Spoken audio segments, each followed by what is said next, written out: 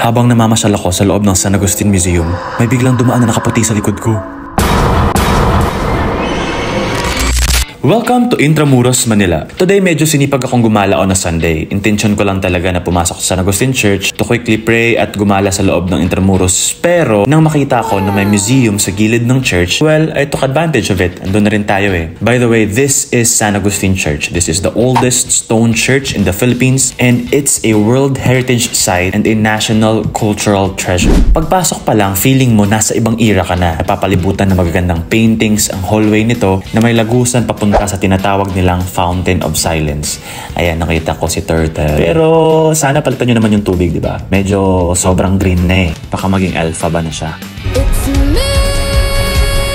You know what? The Fountain of Silence is a peaceful sanctuary for the Augustinian priests. Ito yung lugar kung saan sila nagre-retreat in silence to connect with the nature, reflect on God. Sa paglalakad ko dito, nakita ko rin ang mga lumang retablo, mga ceramics. May distinct room sila for science kung saan mo makikita ang mga halamang nadiskubre ng kauna-unahang botanist sa Pilipinas na si Father Francisco Blanco. Tapos may lagusan din papunta sa garden ni Father Blanco kung saan nakita ko ang cute na mga maliit na kuting na ito. Alam nyo ba na sa loob din ng vicinity na ito ay nakalibing din ang artist na si Juan Luna at si Miguel Lopez de Legazpi na siyang nag-establish ng Maynila. At ngayon ay nasa loob ako ng tinatawag nila na Sala de Profundis. This site was built to memorialize the 140 victims including yung mga paring Agustino at Recoleto na namatay sa pambobomba noon ng mga Hapon noong World War II. So hindi ko in-expect na may second floor sila. Umakyat ako syempre, di ba?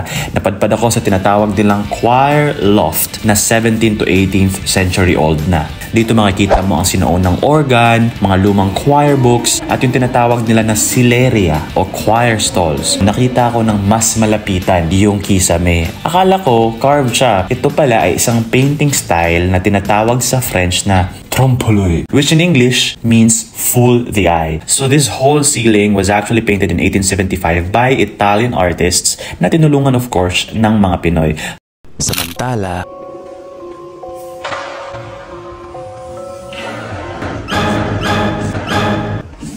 ano po? Pwede ba dyan, sir? Akala ko multo. Yun pala, si Mona Lisa pala si Kuya dito. I realized that Intramuros isn't just an Instagrammable place. It's a site full of history and soul. This is a gentle reminder na wag puro trabaho, gumala ka rin, huy!